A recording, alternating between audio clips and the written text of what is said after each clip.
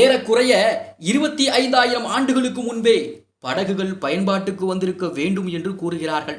அதே சமயம் நியோலித்திக் ஆரம்ப காலகட்டத்திலேயே மரக்கட்டை அல்லது காற்றடித்த தோல்பை உதவியோடு மனிதன் தண்ணீரிலே மிதக்க கற்றுக்கொண்டிருந்தான்.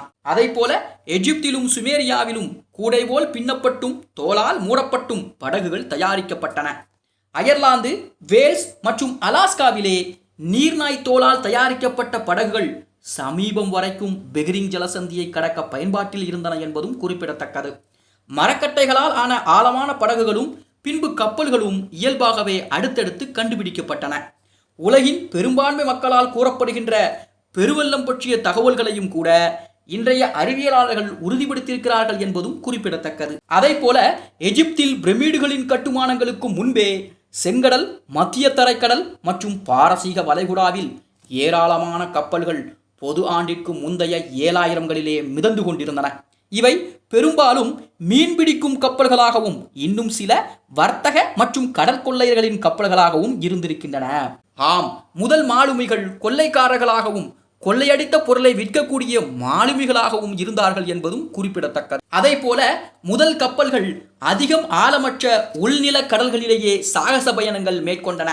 உள்நில கடல்களில் காற்று மிதமாகவே வீசும், நாள் கணக்கில் மயான அமைதி கூட நிலவும். இதன் காரணமாகவே ஏதோ ஒரு துணை பயன்பாட்டை தாண்டி கப்பல் பயணம் பெரிய அளவில் வளரவே இல்லை. கடந்த 500 ஆண்டுகளாகத்தான் விரிவான கடற்பயணங்கள் மேற்கொள்ளத்தக்க வகையிலே கப்பல்கள் நன்கு கட்டமைக்கப்பட்டிருக்கின்றன. பழங்கால கப்பல்களை துடுப்புகளால் இயங்கக்கூடிய சிறிய படகுகள் என்றுதான் அழைக்க வேண்டும். கடல் அலைகளின் சீற்றம் அதிகம் இருந்தால் அவை உடனே கரைக்கு திரும்பிவிடும். காலப்போக்கிலே கப்பல்களின் அளவு பெரிதாகவே துடுப்புகளின் நீளமும் எண்ணிக்கையும் அதிகமாயின. இவற்றை இயக்க சிறைபிடிக்கப்பட்ட போர்க்கைதிகளையும் அடிமைகளையும் பயன்படுத்தினார்கள். இதனால் போர்க்கைதிகளுக்கும் அடிமைகளுக்குமான தேவையும் கூட பெருக துவங்கியது. சிரியா மற்றும் அரேபிய பிராந்தியங்களிலே செமிட்டிக் மக்கள் அலைந்து திரிபவர்களாகவும் நாடோடிகளாகவும் காணப்பட்டார்கள் என்று ஏற்கனவே கூறியிருந்தோம் அல்லவா? அவர்கள் சுமேரியாவை வீழ்த்தி முதல் அகேடிய மற்றும் பாபிலோனிய சாம்ராஜ்யங்களையும் நிறுவினார்கள். மேற்கே இதே செமிட்டிக் மக்கள் கடற்கரை பகுதிகளையும் ஆக்கிரமிக்க துவங்கினார்கள். மத்திய தரைக்கடலின் கிழக்கு கடற்கரையோரம் வரிசையாக துறைமுக நகரங்களையும் இவர்கள் உருவாக்கினார்கள். இதிலே டயர் மற்றும் சிடான் ஆகியவை முக்கிய நகரங்களாகும். பாபிலோனிய மன்னரான ஹமுராபியின் ஆட்சியின் போது மத்திய தரைக்கடல் வடிநிலம் முழுவதும் வணிகர்களாகவும் அலைந்து திரிபவர்களாகவும் குடியேற்றவாதிகளாகவும் இவர்கள் பரவினார்கள் என்பதும் குறிப்பிடத்தக்கது. இந்த வகை கடல் செமிட்டிக் மக்கள் பின்னாட்களிலே பொனீஷியர்கள் என்று அழைக்கப்பட்டார்கள். ஸ்பெயினில் வாழ்ந்து கொண்டிருந்த பழைய ஐபீரியன் பாஸ்க் மக்களை விரட்டிவிட்டு அங்கு இவர்கள் குடியேறினார்கள். ஜிப்ரால்டர் ஜலசந்தி வழியே கடல் பயணங்களை மேற்கொண்டு ஆப்பிரிக்காவின் வடக்கு கடலோரம் குடியிருப்புகளையும் இவர்கள் அமைத்து கொண்டார்கள். மத்திய தரைக்கடலில் நீண்ட துடுப்புகளை கொண்ட பெரிய கப்பல்களை பொனீஷியர்கள் மட்டுமே வைத்திருந்தார்கள் என்று சொல்ல முடியாது. அந்த கடலின் கரையோரங்களிலும் தீவுகளிலும் ஏற்கனவே ஏராளமான நகரங்களும் ஊர்களும் காணப்பட்டன. இங்கு வசித்து வந்த ஏஜியன் இன மக்கள் இரத்தத்தாலும் மொழியாலும் மேற்கே பாஸ்க், தெற்கே பெர்பர் மற்றும் எகிப்தியர்களோடும் தொடர்பில் இருந்தார்கள். நம்முடைய வரலாற்று வரிசையில் பிற்பகுதியில் வர இருக்கின்ற கிரேக்கர்களோடு இவர்களை குழப்பிக் கொள்ளக்கூடாது. இவர்கள் கிரேக்கர்களுக்கும் முந்தைய இனத்தை சார்ந்தவர்கள் என்றாலும் கூட கிரேக்கம், ஆசியா மைனர், மைசினே, ட்ராய், கிரீட், கனோசஸ் ஆகிய நகரங்களிலே பெரிய குடியிருப்புகளை இவர்கள் ஏற்படுத்தி இருந்தார்கள் என்பதும் குறிப்பிடத்தக்கது. அதே போல எகிப்து வரலாற்றுக்கு உரிய அதே பண்டைய பாரம்பரிய பெருமை ஹனோசஸ் நகருக்கும் உண்டு. 2 நாடுகளுமே பொது ஆண்டிற்கு முந்தைய 4000த்திலே கடல் வணிகத்திலே தீவிரமாக ஈடுபட்டார்கள். பொது ஆண்டிற்கு முந்தைய 2500 அதாவது முதலாம் சார்கான் மற்றும் ஹமிராபி ஆகியோர் ஆட்சிகளின் இடைப்பட்ட காலகட்டத்திலே கிரேச்சன் நாகரிகம் உச்சத்தில் இருந்தது. ஆரம்பத்திலே மன்னர்களுடைய பிரம்மாண்ட அரண்மனை அளவிற்கு கூட கிரேச்சன் ஊர் இருந்ததில்லை. கோட்டை கொத்தளங்களும் கூட கிடையாது. ஆனால் பின்னாட்களில் பொனீஷியர்கள் வலுவடைந்த போதுதான் கோட்டைகள் கட்டப்பட்டன. வடக்கிலிருந்து கடல் வழியே புதிய மற்றும் பயங்கரமான கடற்கொள்ளையர்களின் இனமான கிரேக்கர்களும் குடியேறினார்கள். எப்படி எகிப்திய மன்னரின் பெயர் ஃபாரோ என்று அழைக்கப்பட்டதோ அதை போல கிரேச்சர் மன்னர் மினோஸ் என்று அழைக்கப்பட்டார். அகழ்வாராய்ச்சியிலே சிதிலங்களை ஆய்வு செய்த போது இவரது அரண்மனையில் தண்ணீர், குளியலறை என பல்வேறு வசதிகளும் கண்டுபிடிக்கப்பட்டன. பண்டிகைகள் மற்றும் திருவிழா கொண்டாட்டங்களும் நடைபெற்றிருக்கின்றன. காளை மாடுகளை பிடிக்கக்கூடிய போட்டிகளை கிட்டத்தட்ட இப்போது ஸ்பெயினில் நடைபெறும் போட்டிகளுடன் ஒப்பிடலாம். மாடு பிடிப்போருக்கும் தனி ஆடைகள் வழங்கப்பட்டிருக்கிறது. பெண்கள் கார்செட், பிளவுஸ் வகை ஆடை அணிகளோடு நவநாகரிக நங்கைகளாகவே இருந்திருக்கிறார்கள். உடற்பயிற்சிகள் மற்றும் மல்யுத்த கூடங்களிலே ஆண்கள் தங்கள் திறமைகளை வெளிப்படுத்தியிருக்கிறார்கள். பானை, ஜவுளி, சிற்பம், ஓவியம், நகை, தந்தம், உலோகம் என கிரேச்சன்களின் கைவண்ணம் கண்களை கவரும் வகையில் மிளிர்ந்தன. மகிழ்ச்சியும் குதூகலமும் நிறைந்த இந்த நாகரிகம் பல நூற்றாண்டுகள் நீடித்தது. பொது ஆண்டிற்கு முந்தைய 2000 கனோசஸ் மற்றும் பாபிலோனிய நகரங்களில் நாகரிகமிக்க மக்கள் நிறைந்து காணப்பட்டார்கள். பண்டிகை கொண்டாட்டங்கள் களை கட்டியது. வீட்டு வேலை செய்ய அடிமைகளை பணி அமர்த்தியதோடு அடிமை வியாபாரத்திலும் ஈடுபட்டார்கள். கனோசஸ் மக்கள் வசதியாகவும் பாதுகாப்புடனும் வாழ்ந்தார்கள். இவர்களது சமகாலத்திலே எகிப்தினுடைய பழங்குடி மேய்ப்பர் அரசர்களின் ஆட்சியில் செல்வமும் செல்வாக்கும் வளமும் குறைந்து காணப்பட்டது என்பதும் குறிப்பிடத்தக்கது. ஆக எகிப்து பாபிலோன், டைக்ரீஸில் நினைவே ஆகியவற்றை உருவாக்கியது.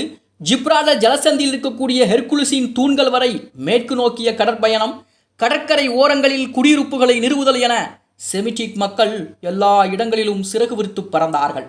ஹனோசஸ் மக்களுள் சிலர் சுறுசுறுப்பானவர்களாகவும் சாகச ஆர்வலர்களாகவும் இருந்தார்கள். கிரேச்சன் கைவினை கலைஞரான டேட்டலஸ் விண்ணில் பறக்கக்கூடிய வானூர்தி போன்ற எந்திரத்தை தயாரிக்க முயன்று அது கடலில் விழுந்து நொறுங்கியது என பின்னாட்களில் கிரேக்கர்களும் பதிவு செய்திருக்கிறார்கள். கனோசஸ் மக்களுக்கும் தற்போது நாம் வாழும் வாழ்க்கை முறைக்கும் நிறைய வேறுபாடுகளும் அதே சமயம் ஒற்றுமைகளும் இருக்கின்றன. பொது ஆண்டிற்கு முந்தைய 2500 வாழ்ந்த கிரேச்சன் மக்களுக்கு இரும்பு என்பது வானத்திலிருந்து மண்ணில் விழுந்த ஒரு அபூர்வ உலோகம்தான்.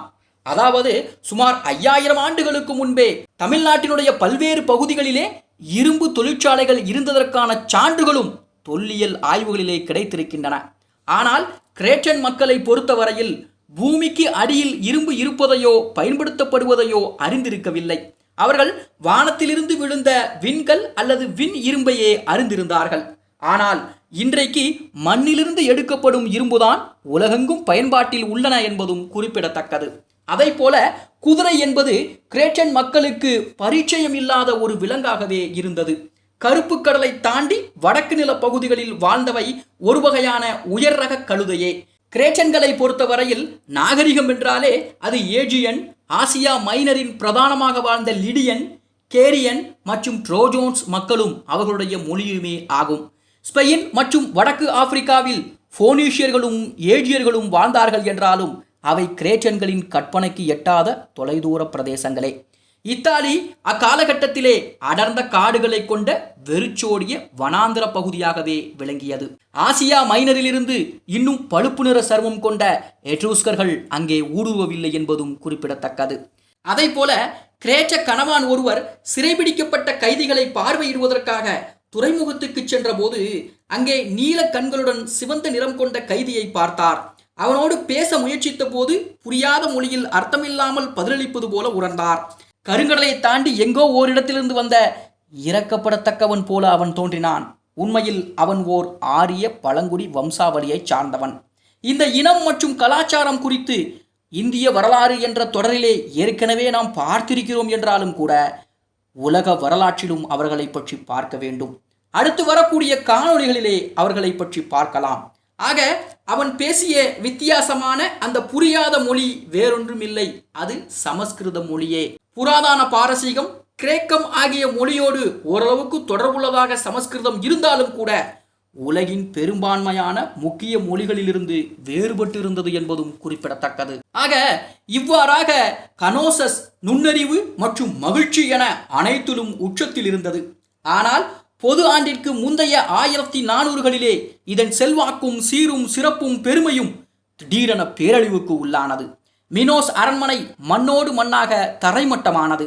அதன் சிதிலங்களும் இடிபாடுகளும் இதுவரை மீண்டும் கட்டப்படவில்லை. மக்களும் மறுபடியும் குடியேறவில்லை. இந்த பேரழிவு எவ்வாறு நிகழ்ந்தது என்பதும் நமக்கு தெரியவில்லை. ஆனாலும் அரண்மனை கொள்ளையடிக்கப்பட்டு தீயினால் எரிக்கப்பட்டிருக்க வேண்டுமென அகழ்வாய்வாளர்கள் கூறுகிறார்கள். பயங்கரமான நிலநடுக்கத்துக்கான சான்றுகளும் கிடைத்திருக்கின்றன. கனோசஸ் அரண்மனை பேரழிவிற்கு இயற்கை மட்டுமே காரணமாக இருந்திருக்க வேண்டும் அல்லது நிலநடுக்கம் தொடங்கியதை கிரேக்கர்கள் முடித்து வைத்திருக்கலாம் என்றும் இருவேறான கருத்துகள் உள்ளது என்பதும் குறிப்பிடத்தக்கது.